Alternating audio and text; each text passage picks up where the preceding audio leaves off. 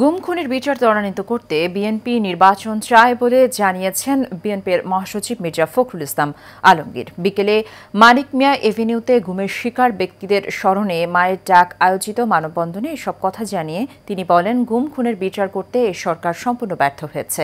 আরও জানাচ্ছেন শরীফুল ইসলাম।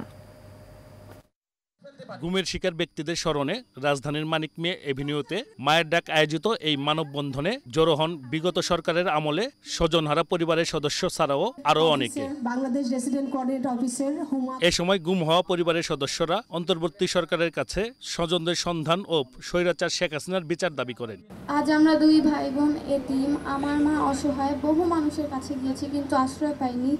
আমি শুধু এটাই বলতে চাই যে আমার মতো যেন আর কোনো শিশু বাবাহীন হতে বড় না হয়। আমার বাবা সহ আরো অনেকে গুম আছে যাদের এখন পর্যন্ত কেউ কোনো বিচারের আওতায় আনতে পারেনি। যারা আমার বাবাদেরকে গুম করেছে তাদের কোনো একটা বিচারের আওতায় আমরা দেখতে চাই। ইন্টারিম সরকারের 1 বছর পার হয়ে গিয়েছে, আমরা অনেক আশায় ছিলাম এবং আমরা এখানে যারা আছি, আমরা গুম পরিবার অনেকেই আছে এখানে, আমরা সকলের মধ্যে একই আশা এখনো রয়েছে যে আমাদের স্বজনদেরকে আমরা ফিরে পাবো, আমার বাবাকে আমরা ফিরে পাবো। আমার বাবার দোষ একটাই ছিল যে আমার বাবা বিএনপিতে ছিল, আমার বাবার আর কোনো দোষ ছিল না। অনুষ্ঠানের প্রধান অতিথির বক্তব্যে বিএনপি মহাসচিব বলেন, গুম খুনের বিচার না হওয়া পর্যন্ত বিএনপি এই আন্দোলন চালিয়ে যাবে। বিএনপি নির্বাচন অবশ্যই চায়, এই নির্বাচন চায় এই বিচারকে নিশ্চিত করার জন্য, বিচারগুলোকে ত্বরান্বিত করার জন্য। ইন্টারিম যে গভর্নমেন্ট, অন্তর্বর্তী যে সরকার, তারা সম্পূর্ণ ব্যর্থ হয়েছে এই গুম কমিশনকে পাবলিককে নিয়ে আসার, পাবলিক শুনানি করার।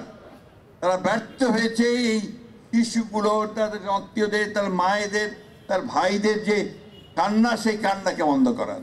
গুম খুনের জন্য শেখ হাসিনাকে দায়ী করে মির্জা ফখরুল বলেন, বর্তমান সরকার বিচার করতে ব্যর্থ।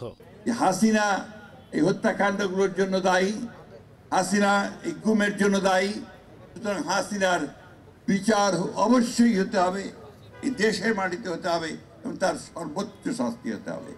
আমরা এই আন্দোলনের সঙ্গে ছিলাম, আমরা এই আন্দোলনের সঙ্গে আছি এবং এই আন্দোলনের শেষ পর্যন্ত, যতদিন পর্যন্ত না আমরা এদের শাস্তি দিতে পারবো, ততদিন পর্যন্ত আমরা তাদের সঙ্গে আছি। অনুষ্ঠান শেষে মায়ের ডাক আয়োজিত আলোকচিত্র প্রদর্শনী উদ্বোধন করেন মির্জা ফখরুল। Shariful Islam, Asian television, Dhaka.